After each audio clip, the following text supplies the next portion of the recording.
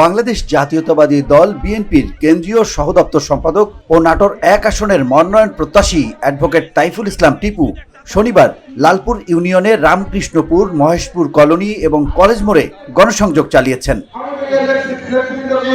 এ সময় তারেক রহমানের দেয়া ৩১ দফার লিফলেট বিতরণ করেন তিনি। তাইফুল ইসলাম টিপুর খবরে ছুটে আসেন সব শ্রেণী পেশার মানুষ। এই বিএনপি নেতাকে সাদরে গ্রহণ করেন তারা।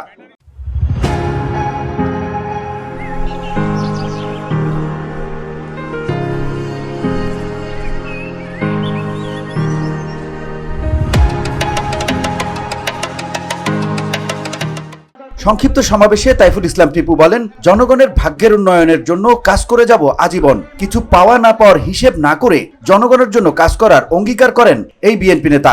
আমাদের দল ক্ষমতায় গেলে মা বোনদের জন্য ফ্যামিলি কার্ড করবে, যেখান থেকে তারা মাসিকভাবে অনুদান পাবে। অনেকগুলি রাস্তা এখনো পাকা হয় নাই। আল্লাহ যদি আমাদের তৌফিক দেয়, এই কাজগুলি আমরা করতে পারবো। এই যে মসজিদ, অনেক পুরাতন মসজিদ, বৃষ্টি হলে পানি ঢুকে, আমরা এই কাজগুলোও কিন্তু ধারাবাহিকভাবে করতে পারবো। বলেন, আগামী দিনে উন্নয়নমূলক ও মানবিক রাষ্ট্র গঠন করতে হলে ৩১ দফার বিকল্প নেই।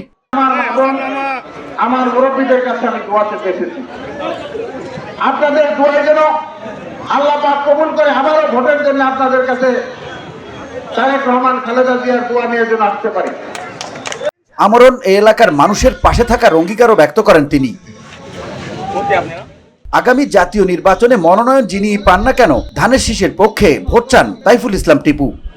আমি কিন্তু প্রত্যেকে ভিওডি বাংলা নিউজ ডেস্ক। গ্রাম দিয়ে যদি না হেঁটে যায়